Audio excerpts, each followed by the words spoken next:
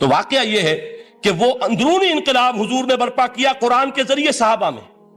اندر سے جو انقلاب تھا اس نے عرب میں ایک انقلاب کی شکل اختیار کی، اور یہ انقلاب جو ہے اتنی اپنے اندر قوت رکھتا تھا، اتنی پوٹینشیلٹی تھی اس کی، کہ وہ 20 برس کے اندر اندر کہاں آکسس دریائے جیہوں، کہاں اٹلانٹک. تصور تو کیے، تاریخ میں اس سے پہلے اتنی بڑی کوئی مملکت قائم ہوئی نہیں. کہاں یمن اور کہاں ایشیائے کوچک، ایشیا مائنر ٹرکی، یہاں سے وہاں اور وہاں سے یہاں، اتنی عظیم مملکت حضرت عثمان رضی اللہ تعالیٰ عنہ قید خلافت میں ہو چکی تھی. یہ بات اگر یہ چلتا معاملہ آگے تو کوئی قوت اب نہیں رہی تھی. سلطنت روما ختم ہو چکی تھی، سلطنت کسرا ختم ہو چکی تھی، پرختے اڑ گئے تھے. اب کون سی طاقت رہ گئی تھی جو سیلاب کا راستہ روکتی؟ یہ وہ یہودی سازش ہے جس نے اندر سے سیبوٹاج کیا. بہرحال یہ ہے انقلاب محمدی کا طریقہ، اندر سے تبدیلی.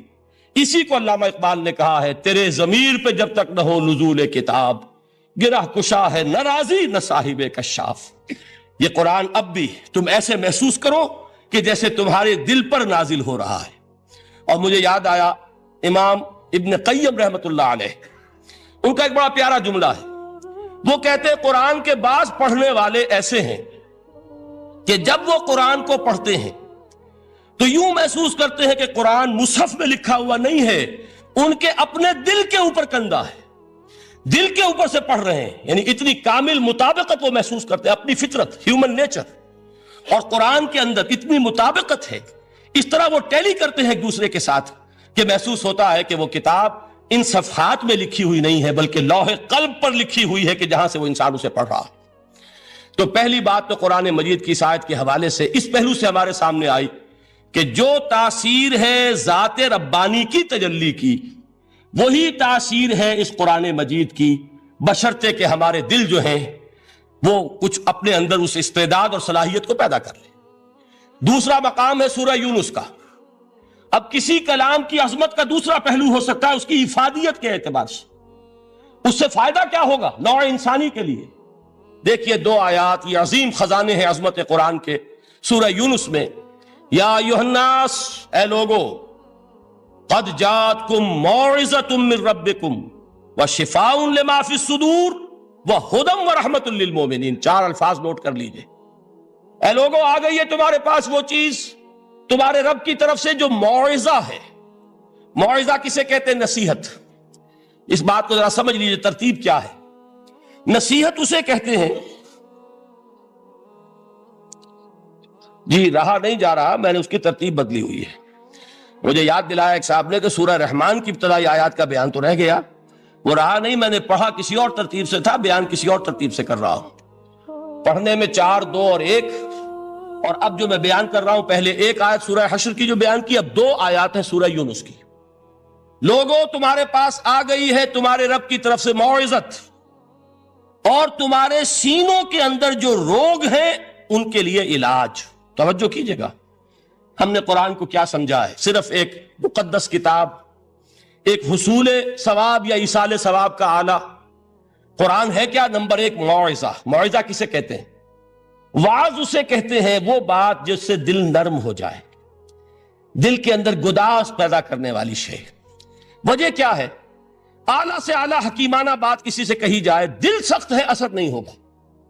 ایک کرسٹ آ جاتا ہے انسان کے دل کے اوپر، جیسے کہ یہود کے علماء کے بارے میں فرمایا گیا، ثم قست قلوبکم فہی کالحجارۃ او اشد قسوہ وان من الحجارۃ لما يتفجر منه الانہار وان منها لما يهبط من خشیۃ اللہ وان منها لما يشقق فيخرج منه الماء. اے لوگوں، پھر تمہارے دل سخت ہوتے چلے گئے، پھر وہ پتھروں کے مانند سخت ہو گئے، بلکہ ان سے بھی زیادہ سخت، اس لیے کہ پتھروں میں تو وہ بھی ہوتے ہیں کہ جو اللہ کے خوف سے گر جاتے ہیں، پتھروں میں وہ بھی ہوتے ہیں کہ جو اللہ کی خشیت سے پھٹ جاتے ہیں، ان میں سے پانی بہ نکلتا ہے. پتھر تو اس طرح کے ہیں، لیکن انسان کا دل جب سخت ہو جائے، جب پتھر بن جائے، تو کوئی شے دنیا کی اس کی سختی کا مقابلہ نہیں کر سکتی. پہلے اس سختی کو نرم کریں گے، جیسے زمین ہے چٹیل زمین، اس زمین کے اندر ہل چلے گا تو بارش جو ہے فائدہ دے گی. اس کو آپ زمین کو نرم کرتے ہیں تاکہ وہ بارش کو جذب کرے، ورنہ چٹیل زمین ہے سخت، وہ پانی بہ جائے گا اور وہ زمین کے اندر جذب نہیں ہوگا. تو پہلا لفظ استعمال کیا موعظہ. یہ قرآن واعظ ہے، نصیحت ہے، دلوں کو نرم کرتا ہے.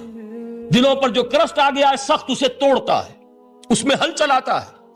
پھر کیا کرتا ہے؟ پھر جب یہ جذب ہوتا ہے، شفاء لما فی الصدور، جو سینے کے روگ ہیں ان کے لیے شفا ہے۔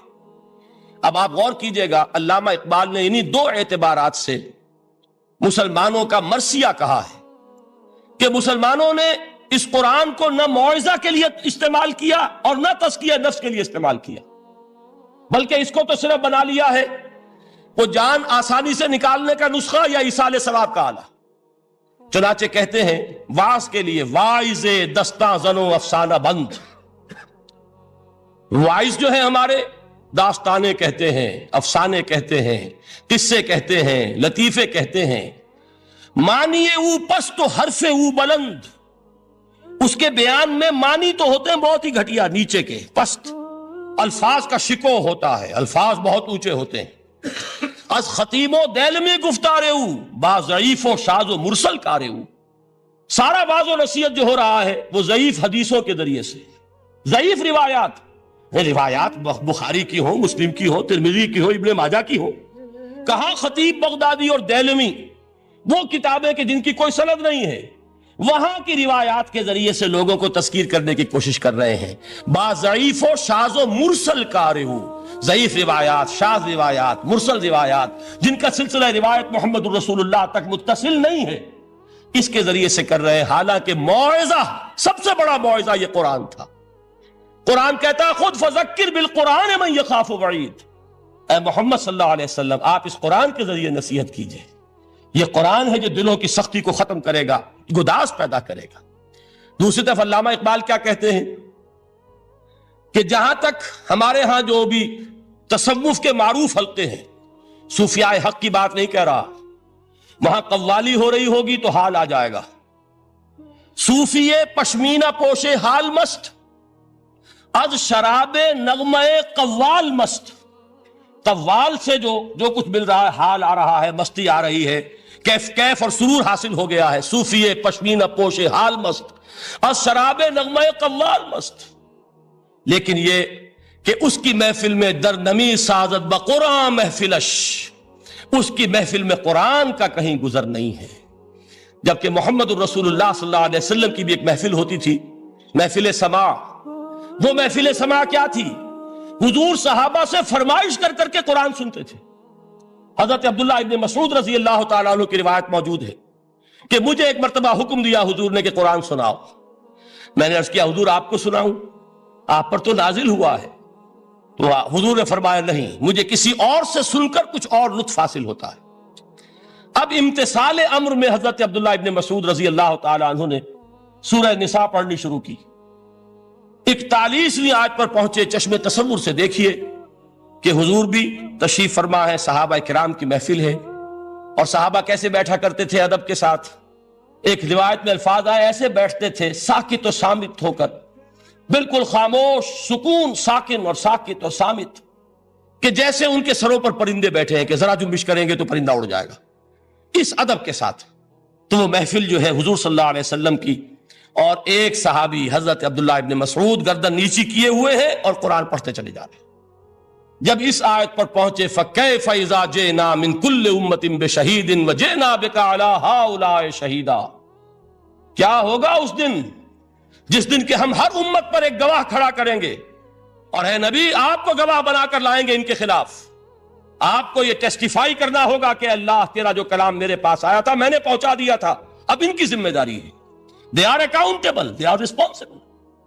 اس پر حضور نے فوراً فرمایا حسبک حسبک، بس کرو بس کرو۔ اور حضرت عبداللہ ابن مسعود فرماتے ہیں کہ میں نے جب نگاہ اٹھا کر دیکھا حضور کے آنکھوں سے آنسو روا تھے۔ یہ ہے سماع، یہ محفل سماع ہے، کاش کہ اللہ تعالی ہمیں اس کی توفیق عطا فرمائے۔ یہ ہے مسنون محفل سماع، اس قرآن کے اندر وہ گداز ہے۔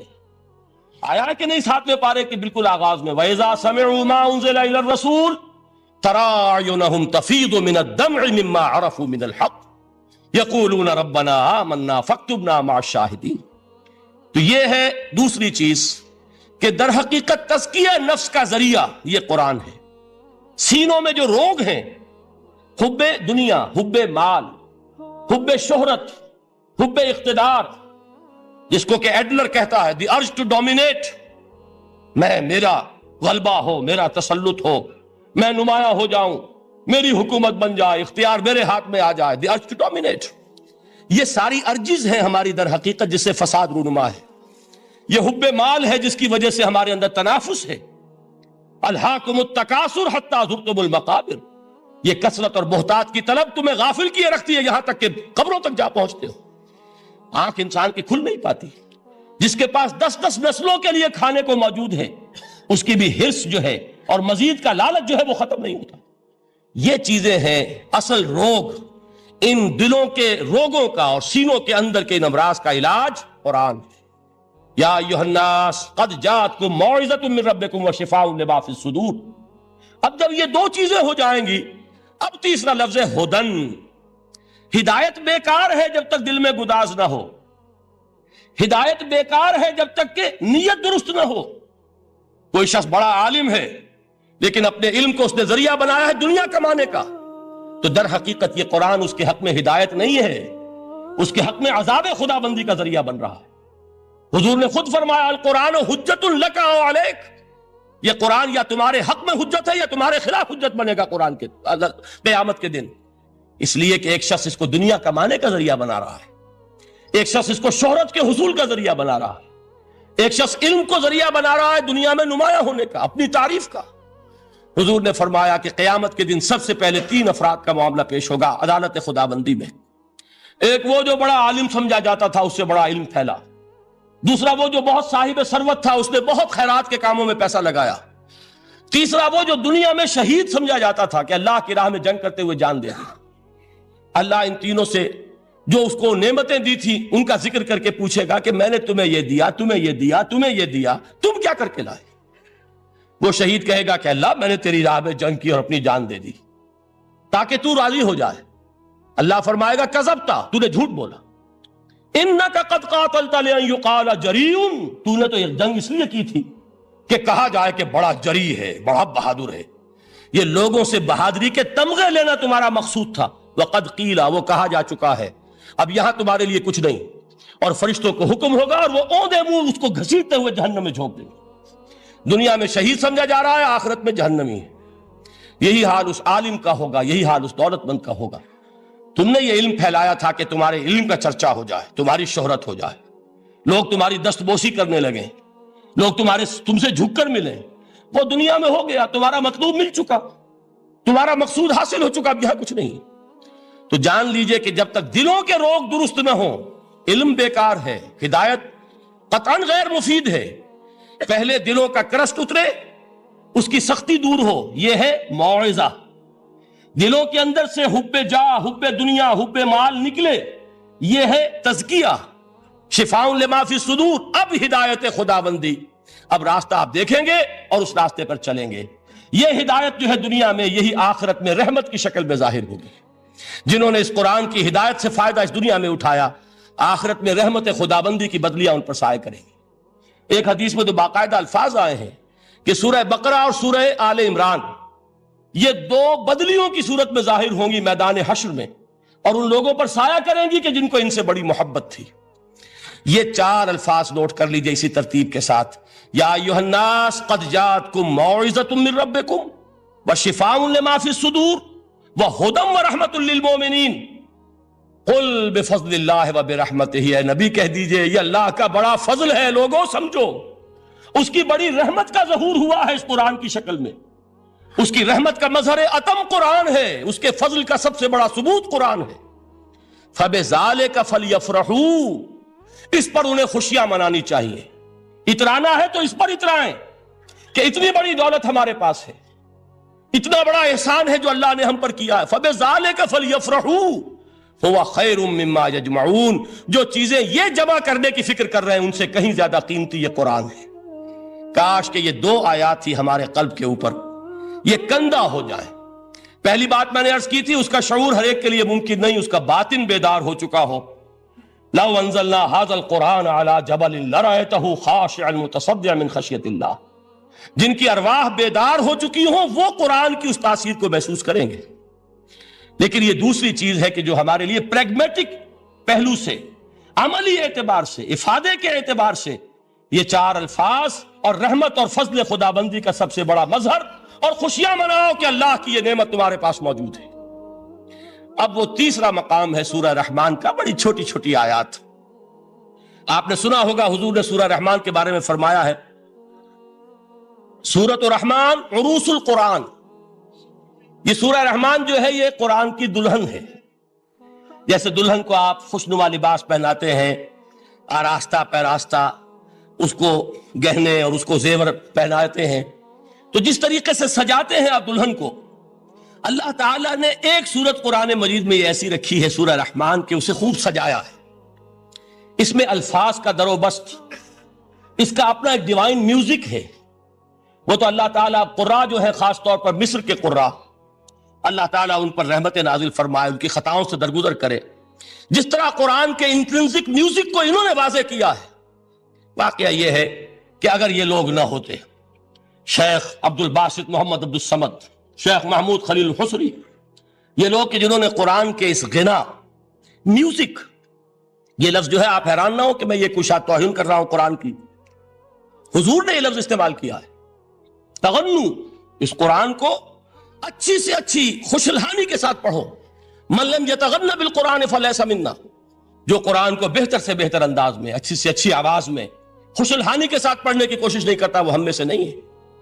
بلکہ ایک مرتبہ حضور رات کے وقت آپ گشت پر تھے اپنے ساتھیوں کے حالات معلوم کرنے کے لیے۔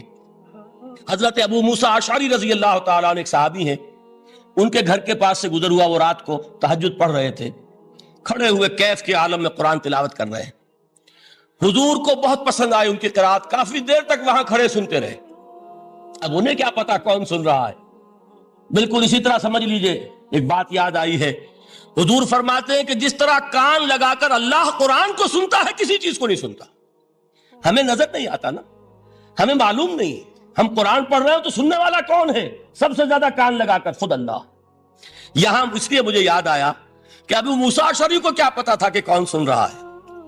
وہ اپنی کیفیت میں نماز میں تہجد میں قرآن کی تلاوت کر رہے تھے، اور ظاہر بات ہے ان کے گھر ایکڑوں میں بنے ہوئے نہیں تھے، ایک ایک کمرہ، ایک ایک کوئی حجرہ، ایسے ہی تو گھر تھے نا صحابہ کے، لہذا حضور پاس سے گزرے، آواز آئی، کافی دیر سنتے رہے۔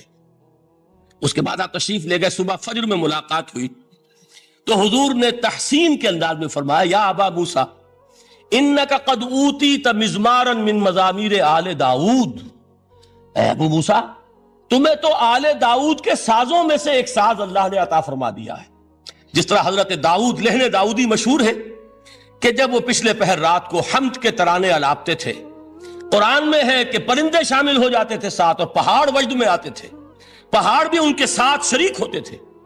تو جس طرح کا اللہ نے ان کو لہن عطا فرمایا تھا، حضور نے تحسین کے انداز میں فرمایا ہے ابو موسیٰ اشعری، اللہ نے تمہیں بھی آل داؤد کے سازوں میں سے ایک ساز عطا فرمایا۔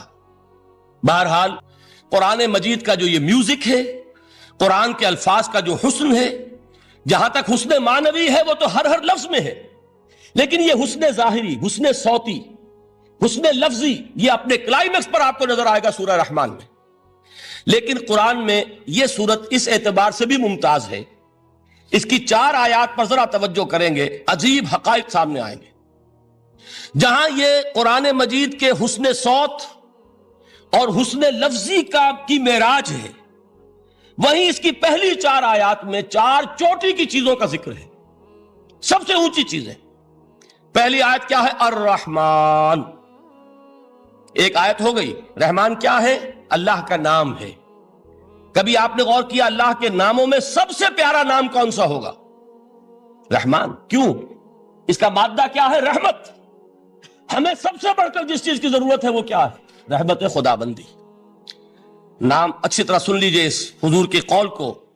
حضور فرماتے ہیں کوئی شخص جنت میں مجرد اپنے عمل کی بنیاد پر داخل نہیں ہو سکے گا جب تک کہ رحمت خدابندی دستگیری نہ کرے۔ کسی صحابی نے بڑی ہمت اور جرات کا ثبوت دیا کہ پوچھ لیا، کیا حضور آپ بھی؟ جب آپ نے فرمایا کوئی شخص داخل نہیں ہو سکتا جنت میں محض اپنے عمل کی بنیاد پر جب تک کہ رحمت خدابندی جو ہے وہ دستگیری نہ فرمائے۔ پوچھا گیا کیا آپ بھی؟ آپ نے فرمایا ہاں میں بھی۔ آپ اندازہ کیجئے کہ اگر محمد الرسول اللہ بھی رحمت خداوندی کے ضرورت مند ہوں تو تاب دیگراں چے رسد، ہماری تو سب سے بڑی ضرورت رحمت خداوندی ہے۔ اب یہ رحمت جو ہے قرآن مجید میں اللہ تعالیٰ کی یہ شان دو الفاظ کے ذریعے سے آتی ہے، رحیم اور رحمان، اور کوئی مادہ نہیں ہے جس سے دو نام بنتے ہوں اللہ کے، لیکن یہ مادہ ہے واحد رحمت کا کہ جس سے رحمان بھی ہے رحیم بھی ہے۔ رحیم صفت مشبہ ہے، رحمت دائم ہو جائے گی، مستقل ہوگی تو رحیم کہیں گے، اور رحمان اس میں رحمت کی ہے وہ شان ہے کہ جیسے ٹھاٹھے مارتا ہوا سمندر ہو، ہیجان کی کیفیت، طوفانی کیفیت، رحمت خداوندی کا طوفانی جوش، وہ ہے رحمان۔ آپ تو رہتے اس علاقے میں ہیں، آپ کو معلوم ہے عرب اگر بھوکا مرا جا رہا ہو تو کیا کہے گا؟ انا جوعان۔ پیاسا مرا جا رہا ہو انا عطشان۔ بہت غضبناک ہوگا غضبان، غضبان آصفہ قرآن میں آیا ہے، بہت غضبناک۔ رحمان جس کی رحمت جو ہے جوش میں ہے، ٹھاٹھے مارتے ہوئے سمندر کے مانند۔ تو یہ اللہ تعالیٰ کے ناموں میں سب سے پیارا نام۔ اب آگے چلیے، الرحمن علم القرآن، رحمان نے قرآن سکھایا۔ رحمت خداوندی کا سب سے بڑا مظہر، رحمان کی رحمانیت کا سب سے بڑا مظہر قرآن ہے۔ ان میں جو منطقی ربط ہے اس کو سمجھتے جائیے۔ اچھا آپ یہ سوچئے، جو علم بھی انسان کو حاصل ہوا وہ کس نے دیا؟ اللہ نے۔ سائنس کا علم کس نے دیا؟ اللہ نے۔ علم آدم الاسماء کلہا، وہ علم الاسماء جو حضرت آدم کو دے دیا گیا تھا ازل میں، یہ اسی کا ظہور ہے، یہ اسی کی ایکسفولیشن ہے جو ہو رہی ہے اور ہوتی رہے گی ابھی۔ اور دوسرے علم ہے وہ کس نے دی؟ اللہ نے دی۔ لا یحیطون بشیء من علمہ الا بما شاء، مخلوق میں سے کوئی اللہ کے علم میں سے کسی شے کا احاطہ نہیں کر سکتا مگر وہ جتنا اللہ دینا چاہے۔ لیکن یہ کہ تمام علوم میں چوٹی کا علم قرآن۔ نوٹ کرتے جائیے، اب چوٹی کی چیزیں جمع کیجئے۔ اللہ کے ناموں میں چوٹی کا نام رحمان، اللہ نے جو کچھ انسان کو سکھایا اس میں چوٹی کا علم قرآن۔ خلق الانسان، انسان کو پیدا فرمایا۔ سوال یہ کہ حیوانات کو کس نے پیدا فرمایا؟ آسمان کس نے پیدا کیے؟ زمین کس نے پیدا کی؟ فرشتے کس نے پیدا کیے؟ کیا مطلب خلق الانسان؟ اس کی تمام مخلوقات میں اس کا کلائمیکس، اس کی تخلیق کی معراج، اس کے تخلیق کا نقطہ عروج انسان ہے۔ یہ ہے کہ جو مسجود ملائک بنا ہے۔ وَلَقَدْ كَرَّمْنَا بَنِي آدَمَ وَحَمَلْنَاهُمْ فِي الْبَرِّ وَالْبَحْرِ وَرَزَقْنَاهُمْ مِنَ الطَّيِّبَاتِ وَفَضَّلْنَاهُمْ عَلَى كَثِيرٍ مِّمَّنْ خَلَقْنَا تَفْضِيلًا۔ تو تخلیق میں سب سے اونچی تخلیق انسان کی، علموں میں سب سے اونچا علم قرآن کا، اللہ کے ناموں میں سب سے اونچا نام رحمان۔ اب آئیے چوتھی چیز، علمہ البیان، انسان کو بیان کی صلاحیت عطا فرمائی۔ کیا اور کوئی صلاحیت عطا نہیں کی؟ بینائی کس نے دی؟ اللہ نے۔ اسی طریقے سے سماعت کس نے عطا فرمائی؟ اللہ نے۔ کتنی فیکلٹیز ہیں، کتنے ایکسٹرنل آرگنز ہیں سینس کے، کتنے انٹرنل سینسز ہیں جو اللہ نے دیے ہیں۔ لیکن یہاں بھی سمجھ لیجئے جتنی فیکلٹیز ہیں ہیومن فیکلٹیز، ان میں ٹاپ کی فیکلٹی جو ہے وہ اسپیچ ہے، کلام ہے، بیان ہے۔ جن لوگوں نے میڈیکل سائنس کا مطالعہ کیا ہے وہ جانتے ہیں کہ یہ برین ہے، ہیومن برین، اس برین میں جو وہ اوپر ایک زرد سا مادہ ہوتا ہے، گرے میٹر، اس کی ایک کوٹنگ ہوتی ہے، یہ ہائیسٹ ایوالوڈ فارم ہے، اور اس میں سب سے بڑا رقبہ جو ہے وہ اسپیچ سینٹر کہلاتا ہے۔ اسی لیے انسان کو حیوان ناطق کہتے ہیں۔ حیوان کے اور انسان کے مابین امتیاز قائم کیا گیا، نطق، گویائی، بولنا۔ اب یہ کیا چیز ہوئی؟ انسان کی صلاحیتوں میں سے سب سے اونچی صلاحیت۔ 4 آیتیں ہو گئی نا۔ اللہ کے ناموں میں سب سے چوٹی کا نام رحمان، اس نے جو علوم پیدا کیے ان میں چوٹی کا علم قرآن، اس نے جو مخلوقات پیدا فرمائی ان میں چوٹی کی مخلوق انسان، انسان کو جو صلاحیتیں اور استعدادات عطا فرمائی ان میں چوٹی کی استعداد بیان۔ جمع کیجئے، نتیجہ کیا نکلے گا؟ وہ نتیجہ ایک حدیث نبوی کی شکل میں سامنے آتا ہے۔ پہلی حدیث میں نے یہی پڑھی تھی، اس کے راوی کون ہے؟ عثمان ابن عفان۔ میں حیران ہوتا ہوں وہ قافیہ یہاں بھی موجود ہے، رحمان قرآن، بیان انسان، عثمان عفان، باپ کا نام بھی اسی وزن پر ہے، عثمان ابن عفان۔ عن عثمان ابن عفان رضی اللہ تعالی عنہ قال قال رسول اللہ صلی اللہ علیہ وسلم. حضرت عثمان شہید مظلوم ذو النورین رضی اللہ تعالی عنہ فرماتے ہیں کہ اللہ کے رسول صلی اللہ علیہ وسلم نے فرمایا خیرکم من تعلم القرآن وعلمہ. تم میں سے بہترین لوگ وہ ہیں جو قرآن سیکھیں اور سکھائیں. قوت بیان جو تمہاری ٹاپ فیکلٹی ہے، اس کا استعمال کسی گھٹیا کام کے لیے نہیں ہونا چاہیے. دیکھیے اردو میں محاورہ ہے کہ توپ سے مکھی نہیں ماری جاتی. توپ بنائی گئی ہے کسی بڑی شے کے لیے، مکھی مارنے کے لیے توپ استعمال نہیں ہوتی. یہ قوت بیان جو ہے، جو ٹاپ موسٹ فیکلٹی ہے ہیومن جو فیکلٹیز ہیں ان میں سے، اس کا استعمال بھی ٹاپ موسٹ ہونا چاہیے. قرآن کو بیان کرو. وہ جیسے کہ علامہ اقبال نے کہا ہے، بلکہ غالباً ان کے قبر پر آس پاس جو اشعار لکھے ہوئے ان میں سے ایک یہ بھی ہے: اگر یک قطرہ خونداری اگر مشتے پرے داری بیابامن تو آموزم طریق شاہ بازی را. اگر تمہارے اندر ایک قطرہ بھی خون کا ہے اور مٹھی بھر بھی پر اگر اللہ نے دیے ہیں تو میرے پاس آؤ کہ میں تمہیں شاہبازی کے طریقے سکھاؤں. اسی طرح جان لیجئے اگر اللہ نے قوت گویائی عطا فرمائی، اگر اللہ نے تمہیں حیوان ناطق بنایا، اگر اللہ تعالیٰ نے تمہیں یہ صلاحیت عطا فرمائی، اس صلاحیت کا مصرف دنیا کو نہ بناؤ، اس صلاحیت کا مصرف اللہ کے کلام کو پھیلانے پر اس کو صرف کرو. خیرکم من تعلم القرآن وعلمہ.